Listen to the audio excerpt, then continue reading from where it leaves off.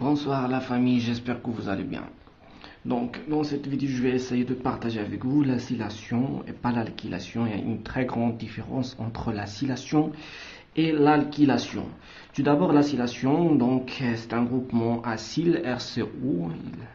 Il s'agit d'un ajout de RCO, mais le mécanisme est tout à fait différent par rapport à l'alkylation. Donc, je vais détailler directement le mécanisme de cette réaction. Donc, comme vous voyez ici, nous avons un RCO, Cl. L'oxygène possède deux doublets électroniques qui vont bien sûr attaquer le AlCl3. Donc, le doublet électronique, il va attaquer ce gaz vide. Donc, pour former, donc remarquez avec moi s'il vous plaît, c'est le doublet électronique de l'oxygène et pas du chlore, d'accord? Pas du chlore, c'est l'oxygène qui va attaquer le gaz vide, donc pas le chlore. Le chlore, c'est le cas de l'alkylation. Donc, cette étape est cinétiquement lente. La première étape, il s'agit de former d'un composé comme ça, où AlCl3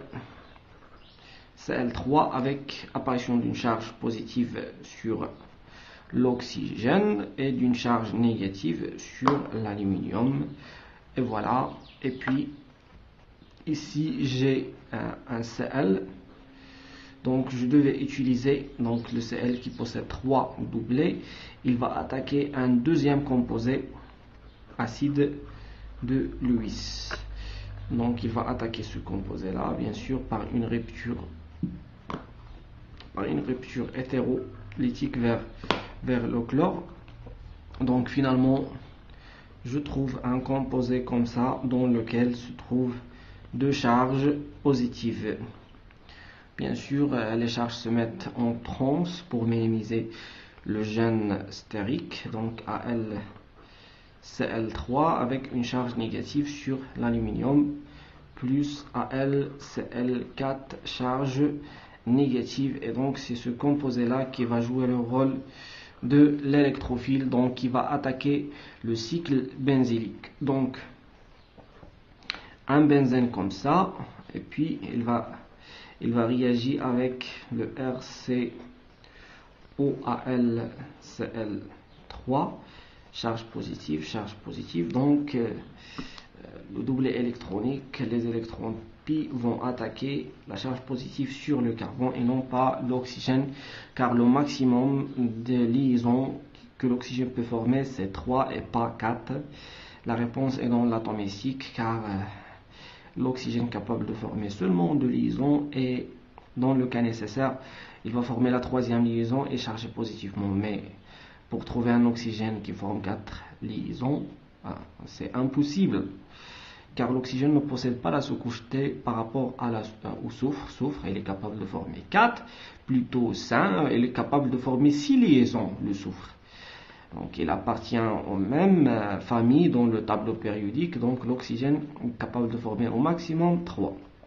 Donc voilà l'étape 1, voilà donc l'étape lente qui va former un complexe de Wieland dans lequel voilà un hydrogène et puis un CO, charge positive sur l'oxygène, AlCl3, et donc ici j'ai un R. Voilà, donc, et puis l'étape de la réaromatisation. Donc c'est une étape dans laquelle l'acide de Lewis, voilà, ClAlCl3, il va essayer de, bien sûr, donc rupture hétérolytique vers le chlore, et puis le chlore va arracher, le Cl- va arracher ce proton pour réaromatiser le cycle benzylique. Donc on va trouver finalement ce composé là, donc réaromatisation du cycle benzylique, et voilà un composé comme ça, Cr avec apparition d'une charge positive, Al lié avec 3 Cl, et voilà une charge négative. La dernière étape, c'est ce qu'on appelle l'étape de l'hydrolyse. Donc dans cette étape, nous aurons la rupture de 3 liaisons.